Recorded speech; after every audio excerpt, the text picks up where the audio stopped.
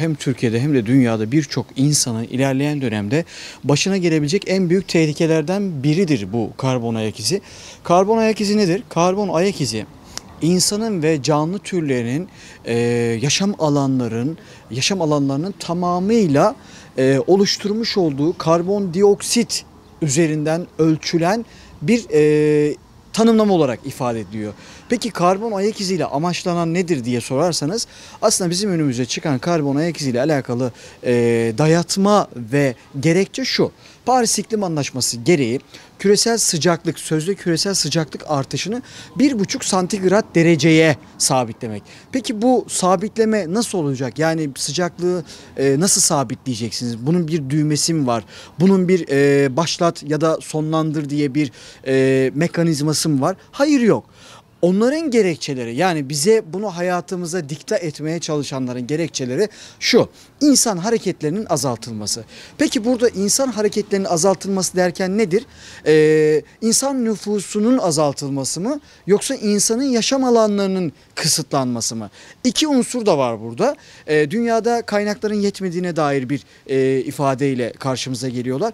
Kaynaklar herkese yetiyor. Bize karbon ayak izi diyenler, bize karbon emisyonlarının azaltılması gerektiğini söyleyenler aslında en çok israfı yapanlar, aslında en çok harcama yapanlar, aslında en çok seyahat anlamında jetleriyle, uçaklarıyla, lüks arabalarıyla, vapurlarıyla, yatlarıyla, katlarıyla en çok imkanlara sahip olanlar. Fakir bir insan ya da orta halli bir insan ya da geçimiyle hayatta duran bir insan karbon emisyonuyla zengin ve ultra lüks yaşayan elitler adını veren kişilerin karbon emisyonları arasında uçurum kadar fark var. Yani israfsal manada bakıyorsak.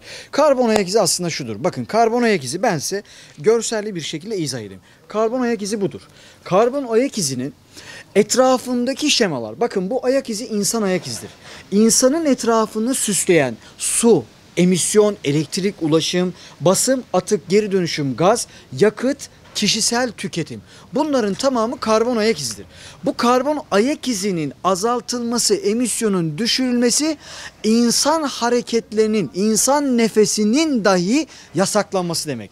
Yani karbon ayak izi bizim etrafımızı kilitleyen, etrafımızı baskı altına alan dijital kölelik sistemidir. Karbon ayak izine uymayan bir insan cezaya tabi olabilecek. Karbon ayak izine uyum sağlamayan bir insan sosyal puanlama sisteminden kredisi düşürülebilecek. Yakında su kısıtlamaları gelecek. Çünkü karbon ayak izi oluşturuyor. Su ayak izi. Karbon ayak izinde alt dalları var. Nedir o alt dalları? Bakın şöyle göstereyim ben size. Karbon ayak izinin alt dalları. Bugün orman yangınları, buğday yangınları neden yaz sezonu açıldığı andan itibaren son 3 yıldır tavan yapıyor? Neden son 3 yıldır hayvanlarda ciddi bir değişim var? Saldırganlaşıyor veya toplu ölümlere sebebiyet veriyor. İşte bunların tamamı karbon ayak izi. Çünkü sahte, sunni ve yapay bir döneme geçiyoruz. Karbon ayak izinde hayvanlarla alakalı durum şu: hayvanların yok edilip yapay geçilmesi. Ormanların yok edilip ormansız bir dünyaya geçilmesi. Buğdayların yok edilip buğdaysız ve pirinç tarlalarının üretilemez hale gelmesi. Evet, şaka değil. Paris İklim Anlaşması 6 Ekim 2021 tarihinde Türkiye Büyük Millet Meclisi'ne getirildiği zaman, Çevre Komisyonu Başkanlığı'nda sunulduğu zaman 5. sayfasında raporda ne yazıyor biliyor musunuz? Çok enteresandır.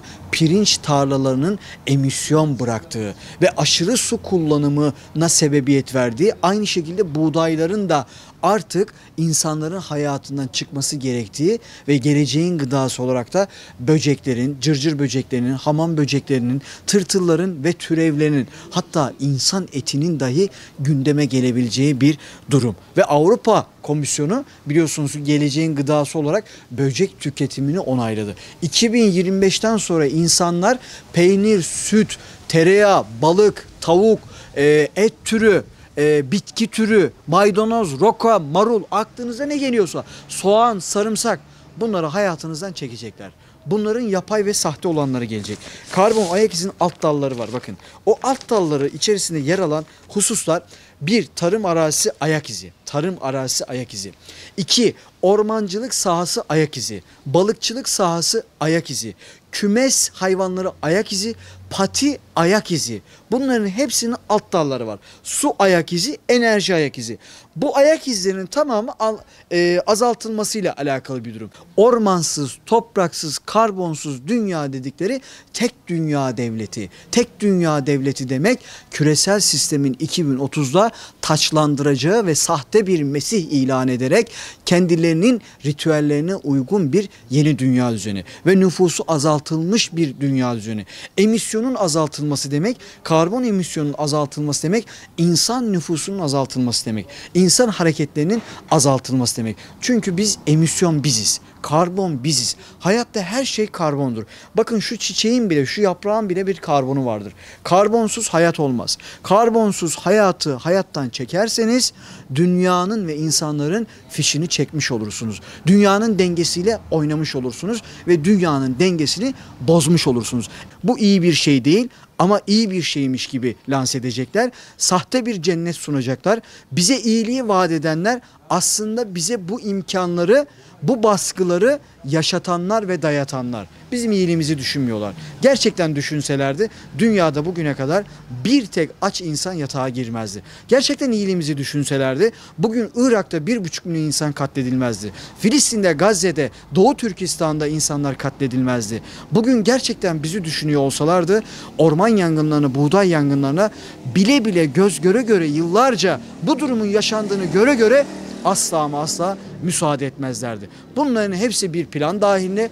Bu planları bilmeli, görmeli. Covid bir tiyatroydu, Covid bir fragmandı, iklim ise filmin başladığı yerdir.